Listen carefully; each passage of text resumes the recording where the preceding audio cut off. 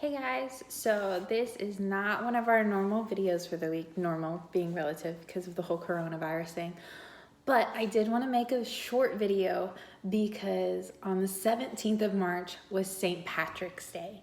And our study this week in Acts 15 and 16, I found a really cool connection to St. Patrick. So, like you've already seen, because we're taking only a semester to go through the book of Acts, we don't have time to hit every single story. And so we're highlighting some of the major stories to get an overall picture of the book of Acts, why it's in the Bible, what it teaches us about God, and really the significance of the situations and people involved in that book. So sometimes we skip over some of the stories that are awesome and important, but we can skip without missing the whole big picture of the book of Acts. But today I do want to take just a little bit of time to look at one of those stories that normally we would just be skipping over for this study. And that is in Acts 16, verse 6. So I'm going to read it to you. And it says, "And they," talking about Paul and their missionary journey, their group together, "they went through the region of Phrygia and Galatia, having been forbidden by the Holy Spirit to speak the word in Asia. And when they had come up to Mysia, I don't know how to pronounce that, they attempted to go into Bithynia, but the Spirit of Jesus did not allow them. So passing by Mysia, they went down to Troas, and a vision appeared to Paul in the night. A man of Macedonia was standing there, urging him and saying, 'Come over to Macedonia and help us.'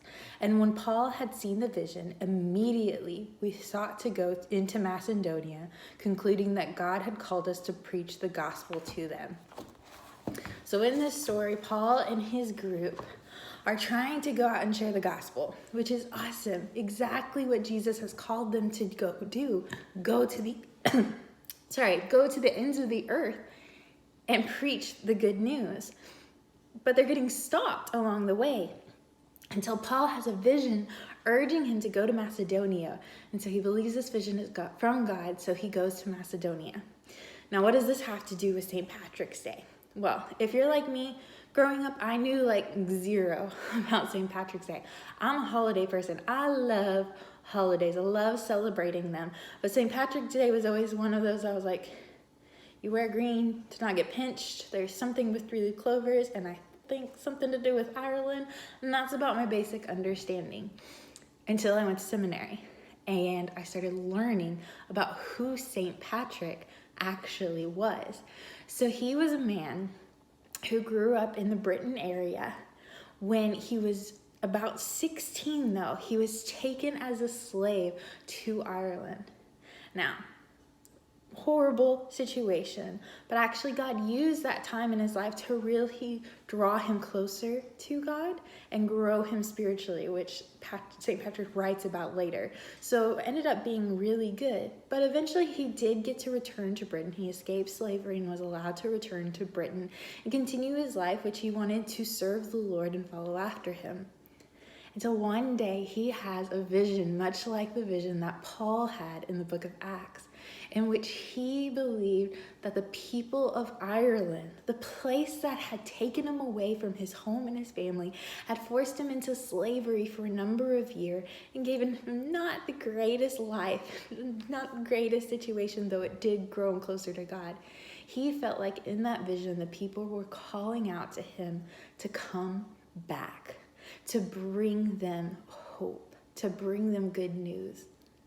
So that's exactly what Patrick did.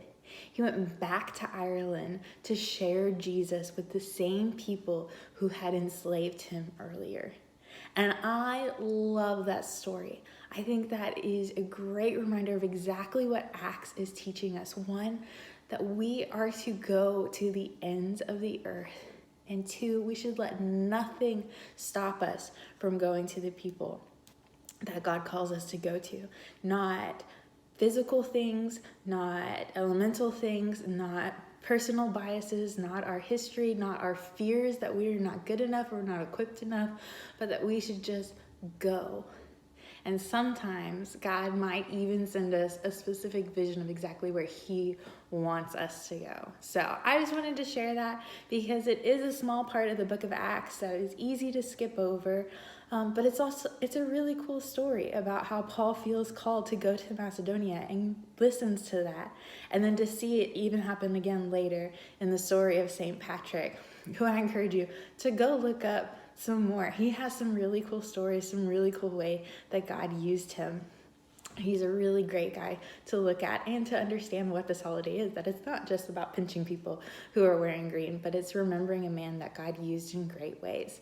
So that's my little extra tidbit for this week. I hope you enjoyed it. I know it would have been better if I would have remembered to talk about this whenever it was actually St. Patrick's Day, but it does fall in our reading for this week, so there is a little bit of connection, and it's still the month of March, so we still remember green and 3-leaf clovers and everything. So that's it for today.